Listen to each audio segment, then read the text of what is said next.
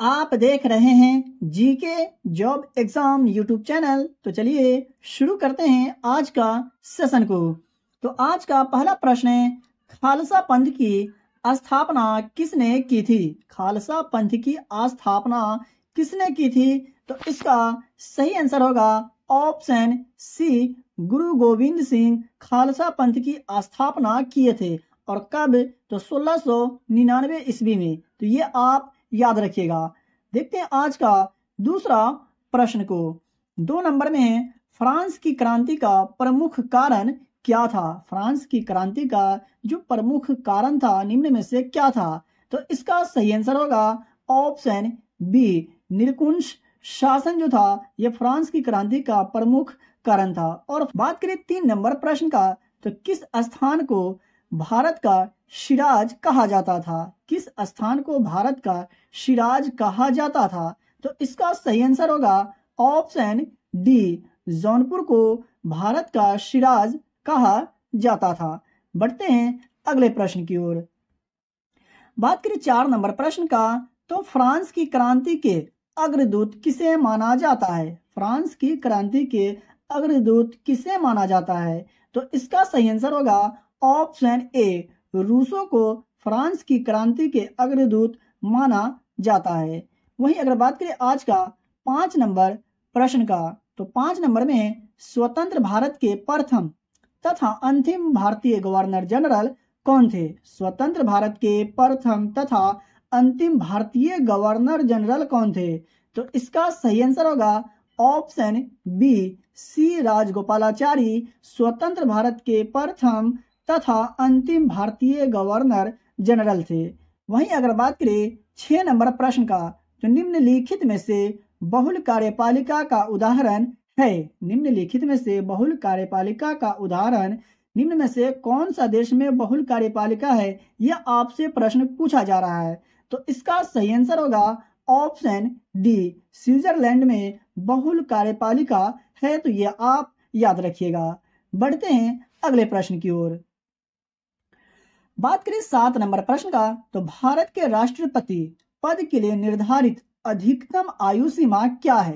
भारत के राष्ट्रपति पद के लिए निर्धारित अधिकतम आयु सीमा क्या है? यहाँ आपको निर्धारित अधिकतम आयु सीमा पूछा जा रहा है। तो इसका सही आंसर होगा ऑप्शन डी, कोई अधिकतम आयु सीमा नहीं है। तो ये आप याद रखिएगा। और भारत के राष्ट्र बात करें 8 नंबर प्रश्न का, तो दोहरी नागरिकता निम्न में से किसकी विशेषता है? दोहरी नागरिकता निम्न में से किसकी विशेषता है? तो इसका सही आंसर होगा ऑप्शन ए, संघीय सरकार का विशेषता है दोहरी नागरिकता।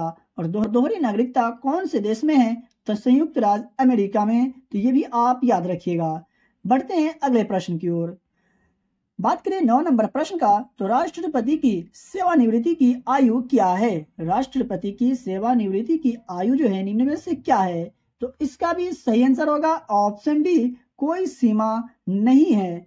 5 वर्ष के लिए भारत के राष्ट्रपति चुने जाते हैं। तो ये भी आप याद रखिएगा। बात करें आज का अगला प्रश्न का, तो 10 नंबर में है, केंद्रीय मंत्री परिषद के विरुद्ध अविश्वास प्रस्ताव कहाँ प्रस्तुत किया जा सकता है? केंद्रीय मंत्री परिषद के विरुद्ध अविश्वास प्रस्ताव कहाँ प्रस्तुत किया जा सकता है? तो इसका सही आंसर की अगर बात करें तो ऑप्शन बी इसका सही उत्तर हो जाएगा। केवल लोकसभा में केंद्रीय मंत्री परिषद के विरुद्ध अविश्वास का प्रस्ताव पेश किया जा सकता है। कहाँ? केवल लोकसभा में। बढ़ते हैं अगले प्रश्न की ओर। बात करें 11 नंबर प्रश्न का, तो भारत सुनामी से कब प्रभावित हुआ? भारत सुनामी से कब प्रभावित हुआ? तो इसका सही आंसर होगा ऑप्शन ए, 26 दिसंबर 2004 को भारत सुनामी से प्रभावित हुआ था। तो ये आप याद रखिएगा। तो प्रिय विद्यार्थीगण, आप यहाँ तक आ गए और अभी तक वीडियो को लाइक नहीं किए तो फिर सोच क्या रहे हैं? वीडियो को लाइक कर दीजिए।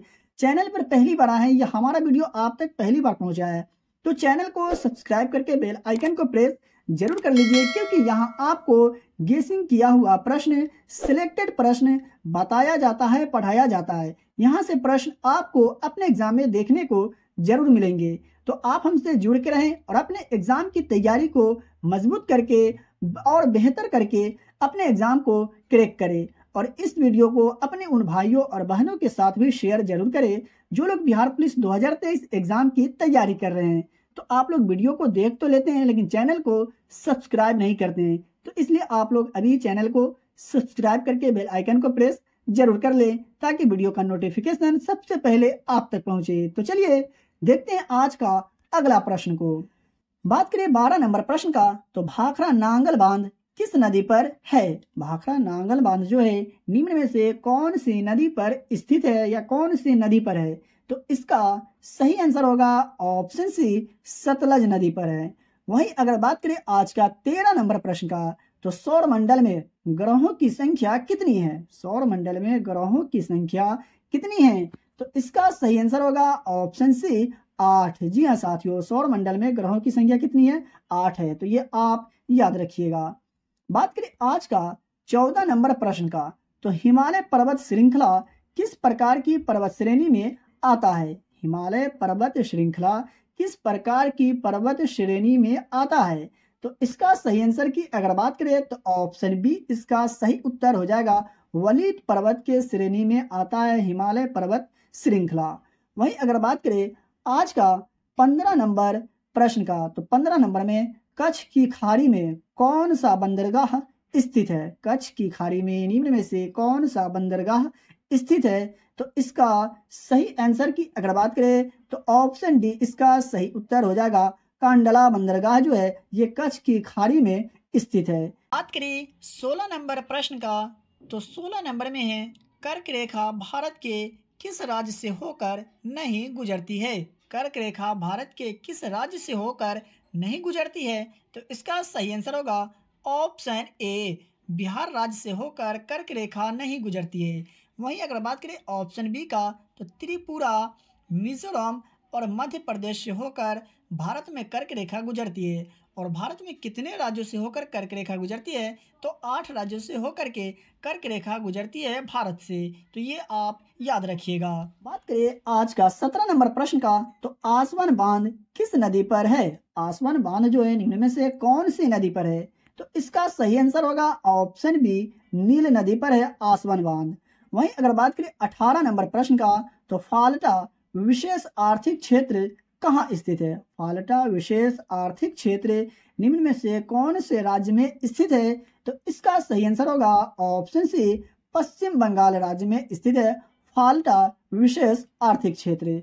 साथियों मैं आपको बताते चलूं, आपको डेली के क्लास के वीडियो का जो पीडीएफ होता है आपको फ्री में दिया जाता है। बात करें 19 नंबर प्रश्न का, तो विश्व वानिकी दिवस कब मनाया जाता है? विश्व वानिकी दिवस कब मनाया जाता है? किस तिथि को मनाया जाता है? तो इसका सही आंसर होगा ऑप्शन डी, 21 मार्च को विश्व वानिकी दिवस मनाया जाता है। बात करें 20 नंबर प्रश्न का, तो भारत का राष्ट्रीय युद्ध स्मारक कहाँ स्थित है? भारत का राष्ट्रीय युद्ध स्मारक जो है कहाँ स्थित है? तो इसका सही आंसर की अगर बात किया जाए तो ऑप्शन सी सही उत्तर हो जाएगा। नई दिल्ली में स्थित है भारत का राष्ट्रीय युद्ध स्मारक। बढ़ते हैं अगले प्रश्न की ओर। बात करें 21 नंबर प्रश्न का, तो प्रथम पंचवर्षीय योजना का मसौदा तैयार करने में शामिल युवा अर्थशास्त्री कौन थे? प्रथम पंचवर्षीय योजना का मसौदा तैयार करने में शामिल युवा अर्थशास्त्री कौन थे? तो सही आंसर की अगर बात किया जाए तो ऑप्शन ए इसका सही उत्तर हो जाएगा। के.एन. राज प्रथम पंचवर्षीय योजना का मसौदा तैयार करने वाले युवा अर्थशास्त्री थे। तो चलिए देखते हैं आज का अगला प्रश्न को। बात करें 22 नंबर प्रश्न का, तो अर्थव्यवस्था से क्या तात्पर्य है? अर्थव्यवस्था से क्या तात्पर्य है? तो इसका सही आंसर की अगर बात किया जाए तो ऑप्शन डी सही उत्तर हो जाएगा। देश की समस्त आर्थिक गतिविधियों का समन्वय अर्थव्यवस्था से क्या तात्पर्य, इसका सही अर्थ होता है। तो मैं आशा करता हूं कि आपको समझ में आ गया होगा। तो चलिए देखते हैं आज का अगला प्रश्न को। बात करें 23 नंबर प्रश्न का, तो इनमें से पिछड़ा राज्य किसे कहा जाता है? इनमें से किस राज्य को पिछड़ा राज्य कहा जाता है? तो इसका सही आंसर होगा ऑप्शन बी, बिहार को पिछड़ा राज्य कहा जाता है। बात करें 24 नंबर प्रश्न का, तो बिहार झारखंड विभाजन के पश्चात कौन सा उद्योग बिहार में रह गया है? बिहार झारखंड विभाजन के पश्चात कौन सा उद्योग बिहार में रह गया है? तो इसका सही आंसर की अगर बात करें तो ऑप्शन सी सही उत्तर हो जाएगा, चीनी उद्योग। चलिए देखते हैं आज का अगला प्रश्न को। लेकिन उससे पहले साथियों मैं आपको बताते चलूं, अगर आपको किसी भी प्रश्न में डाउट लगता हो, किसी भी प्रश्न के उत्तर में अगर आपको डाउट लगता हो, तो आप हमसे कमेंट बॉक्स में कमेंट करके पूछ सकते हैं। मैं सभी लोगों के कमेंट को रीड करता हूं। अगर कोई सवाल होता है तो मैं जवाब भी देता हूं। और आप लोग जब कमेंट करते हैं तो मैं मोटिवेट होता हूं और आपके लिए बेहतर से बेहतर कंटेंट लाने के लिए उत्साहित होकर फिर से कोशिश करता हूं। बढ़ते हैं अगले प्रश्न की ओर। बात करें 25 नंबर प्रश्न का, तो किसने कहा मुद्रा वह है जो मुद्रा का कार्य करती है? मुद्रा वह है जो मुद्रा का कार्य करती है, किसने कहा? तो इसका सही आंसर की अगर बात करें तो ऑप्शन डी सही उत्तर हो जाएगा। प्रोफेसर वाकर ने मुद्रा वह है जो मुद्रा का कार्य करती है कहे थे। बात करें 26 नंबर प्रश्न का, तो अमृत महोत्सव एफडी योजना की शुरुआत किस बैंक ने की है? अमृत महोत्सव एफडी योजना की शुरुआत किस बैंक ने की है? तो इसका सही आंसर की अगर बात करें तो ऑप्शन ए इसका सही उत्तर हो जाएगा। आईडीबीआई बैंक ने अमृत महोत्सव एफडी योजना की शुरुआत की है। बढ़ते हैं अगले प्रश्न की ओर। बात करें 27 नंबर प्रश्न का, तो 27 नंबर में किस तिथि को वीर कुंवर सिंह की 163वीं जयंती मनाई गई है? किस तिथि को वीर कुंवर सिंह की 163वीं जयंती मनाई गई है? तो इसका सही आंसर होगा ऑप्शन बी, 23 अप्रैल को वीर कुंवर सिंह जी का 163वीं जयंती मनाई गई है। बात करें 28 नंबर प्रश्न का, तो बिहार के किस जिले में बिहार के पहले देश के दूसरे वानिकी कॉलेज का उद्घाटन सीएम नीतीश कुमार द्वारा किया गया है? बिहार के किस जिले में बिहार के पहले देश के दूसरे वानिकी कॉलेज का उद्घाटन मुख्यमंत्री नीतीश कुमार द्वारा किया गया है? तो इस प्रश्न का सही आंसर की अगर बात करें तो ऑप्शन सी सही उत्तर हो जाएगा। मुंगेर जिला में बिहार के पहले वही देश के दूसरे वानिकी कॉलेज का उद्घाटन मुख्यमंत्री नीतीश कुमार जी द्वारा किया गया है। बात करें आज का अगला प्रश्न का, तो 29 नंबर में है, संतोष ट्रॉफी राष्ट्रीय फुटबॉल चैंपियनशिप 2023 किस राज्य ने जीती है? संतोष ट्रॉफी राष्ट्रीय फुटबॉल चैंपियनशिप 2023 किस राज्य ने जीती? तो इसका सही आंसर की अगर बात करें तो ऑप्शन डी सही उत्तर हो जाएगा, कर्नाटक राज्य ने। और कौन से राज्य को हराकर? तो मेघालय राज्य को हरा करके कर्नाटक राज्य ने संतोष ट्रॉफी राष्ट्रीय फुटबॉल चैंपियनशिप 2023 जीती है। बढ़ते हैं अगले प्रश्न की ओर। बात करें 30 नंबर प्रश्न का, तो फेमिना मिस इंडिया 2023 कौन बनी है? फेमिना मिस इंडिया 2023 कौन बनी है? मिस इंडिया की बात की जा रही है। तो इसका सही आंसर की अगर बात करें तो इसका सही आंसर होगा option A, Nandini Gupta Femina miss India 2023 बनी है, जीत ली है। और बात करें आज का अगला प्रश्न का, बात करें 31 नंबर प्रश्न का, तो पर्यावरण को बचाने के लिए 3 प्रकार के आर का प्रयोग किया जाता है, वह है? पर्यावरण को बचाने के लिए 3 प्रकार के आर का जो प्रयोग किया जाता है वह कौन सा है निम्न में से? तो इसका सही आंसर की अगर बात करें तो ऑप्शन बी सही उत्तर हो जाएगा। रिड्यूस, रिसाइकल और रीयूज होता है। बात करें 32 नंबर प्रश्न का, तो CFC का व्यापक उपयोग होता है। CFC का व्यापक उपयोग कहाँ होता है? तो इसका सही आंसर होगा ऑप्शन डी, इनमें से सभी में। जी हाँ, रेफ्रिजरेटर में, एयर कंडीशनर में और इंजनों में CFC का उपयोग होता है। तो देखते हैं आज का अगला प्रश्न को। सेशन अगर अच्छा लग रहा हो तो वीडियो को लाइक जरूर करें। बात करें 33 नंबर प्रश्न का, तो मानव का उद्भव स्थान है। मानव का उद्भव स्थान निम्न में से कौन सा देश को माना जाता है? तो इसका सही आंसर की अगर बात करें तो ऑप्शन सी सही उत्तर हो जाएगा, अफ्रीका मानव का उद्भव स्थान है। बात करें 34 नंबर प्रश्न का, तो शुक्राणु का रंग अपरिपक्व अवस्था में कैसा होता है? शुक्राणु का रंग अपरिपक्व अवस्था में कैसा होता है? तो इसका सही आंसर की अगर बात करें तो ऑप्शन ए सही उत्तर हो जाएगा। श्वेत रंग का होता है शुक्राणु का रंग अपरिपक्व अवस्था में। बढ़ते हैं अगले प्रश्न की ओर। बात करें 35 नंबर प्रश्न का, तो निम्न में से किसे रासायनिक दूत कहा जाता है? निम्न में से किसे रासायनिक दूत कहा जाता है? तो इसका सही आंसर होगा ऑप्शन बी, हार्मोन को रासायनिक दूत कहा जाता है। बात करें आज का अगला प्रश्न का, तो बात करें आज का 36 नंबर प्रश्न का, तो 36 नंबर में सब्जी उगाने का विज्ञान डैश कहलाता है। सब्जी उगाने का विज्ञान क्या कहलाता है? तो इसका सही आंसर की अगर बात करें तो ऑप्शन सी सही उत्तर हो जाएगा। ओलेरीकल्चर कहलाता है सब्जी उगाने का विज्ञान। बढ़ते हैं अगले प्रश्न की ओर। बात करें आज का 37 नंबर प्रश्न का, तो गंधक की परमाणु संख्या कितना होता है? गंधक की परमाणु संख्या कितना होता है? तो इसका सही आंसर होगा ऑप्शन डी, 16 होता है गंधक की परमाणु संख्या। और बात करें ऑप्शन ए का, तो 17 किसका परमाणु संख्या होता है? तो क्लोरीन का। वहीं अगर बात करें ऑप्शन बी का, तो 74 किसका परमाणु संख्या होता है? तो टंगस्टन का। वहीं अगर बात करें ऑप्शन सी यानी 14 का, तो 14 किसका परमाणु संख्या होता है? तो सिलिकॉन का। तो ये भी आप याद रखिएगा। बात करें आज का 38 नंबर प्रश्न का, तो सामान्य सूत्र CnH2n वाले यौगिक कहे जाते हैं। सामान्य सूत्र CnH2n वाले यौगिक को क्या कहा जाता है? तो इसका सही आंसर होगा ऑप्शन ए, एल्कीन कहे जाते हैं। बात करें 39 नंबर प्रश्न का, तो विरंजक चूर्ण का रासायनिक नाम क्या है? विरंजक चूर्ण का रासायनिक नाम क्या है? तो इसका सही आंसर होगा ऑप्शन सी, कैल्शियम ऑक्सीक्लोराइड विरंजक चूर्ण का रासायनिक नाम है। बढ़ते हैं अगले प्रश्न की ओर।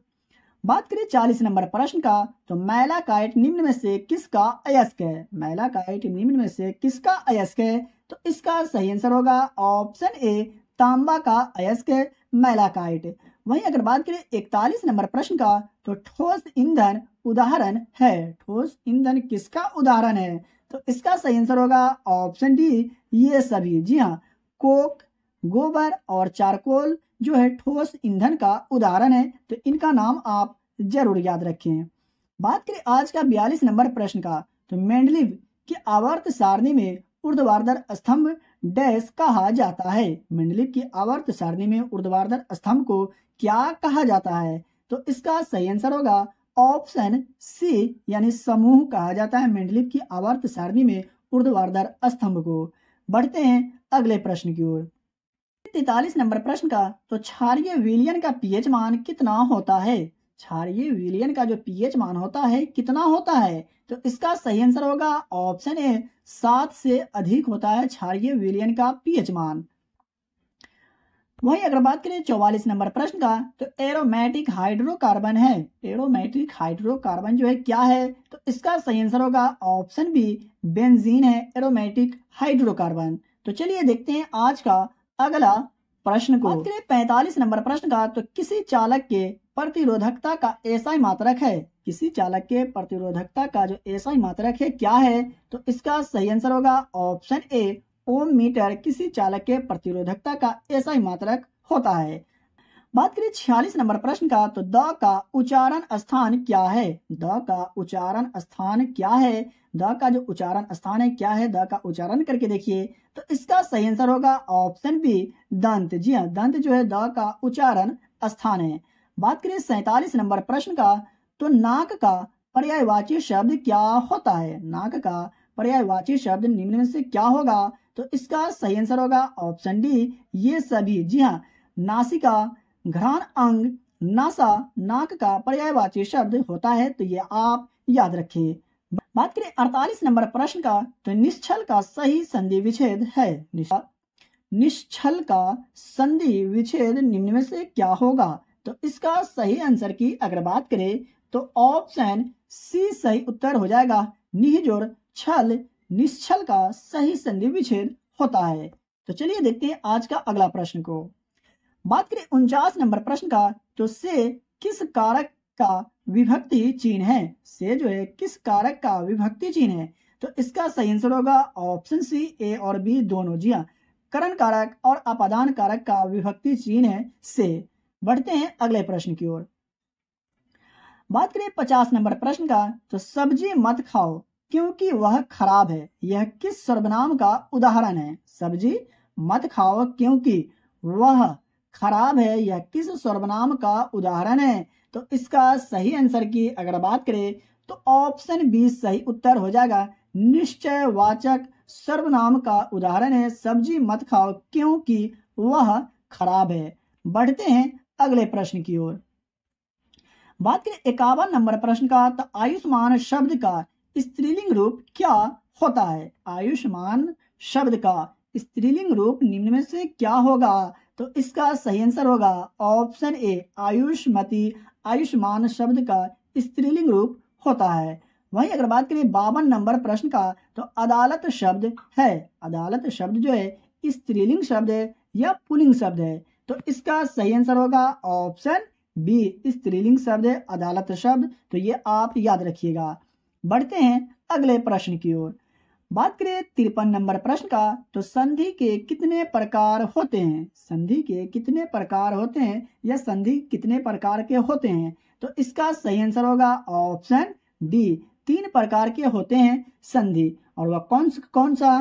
तो स्वर संधि, व्यंजन संधि और विसर्ग संधि। तो ये आप याद रखिएगा। बढ़ते हैं अगले प्रश्न की ओर। 54 नंबर में गगन को चूमने वाला में कौन सा समास है? गगन को चूमने वाला में कौन सा समास है? तो इसका सही आंसर होगा ऑप्शन ए तत्पुरुष समास है। वहीं अगर बात करें 55 नंबर प्रश्न का, तो आग में घी डालना मुहावरे का अर्थ क्या होता है? आग में घी डालना मुहावरे का जो सही अर्थ होगा निम्न में से क्या होगा? तो इसका सही आंसर होगा ऑप्शन सी क्रोध भड़काना।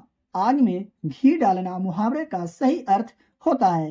तो डियर साथियों, आज के क्लास के वीडियो में से कितने प्रश्न का आंसर आपको पहले से याद था? अपना स्कोर कमेंट बॉक्स में जरूर बताइएगा। और अभी तक वीडियो को लाइक नहीं किए तो वीडियो को लाइक कर दीजिए, चैनल को सब्सक्राइब करके बेल आइकन को प्रेस जरूर कर लीजिए, क्योंकि यहाँ आपको गेसिंग किया हुआ प्रश्न, सिलेक्टेड प्रश्न बताया जाता है, पढ़ाया जाता है। यहाँ से प्रश्न आपको अपने एग्जाम में देखने को जरूर मिलेंगे। तो आप हमसे जुड़ के रहें और अपने एग्जाम की तैयारी को और बेहतर बना करके अपने एग्जाम को क्रैक करें। इस वीडियो को अपने उन भाइयों और बहनों के साथ भी शेयर जरूर करें जो लोग बिहार पुलिस 2023 एग्जाम की तैयारी कर रहे हैं। तो इसका PDF लेना चाहते हैं तो वीडियो के डिस्क्रिप्शन में दिए गए टेलीग्राम चैनल लिंक को ज्वाइन करें और वहां से डेली की क्लास का वीडियो का फ्री में PDF प्राप्त करें। तो चलिए मिलते हैं फिर से एक नए वीडियो में।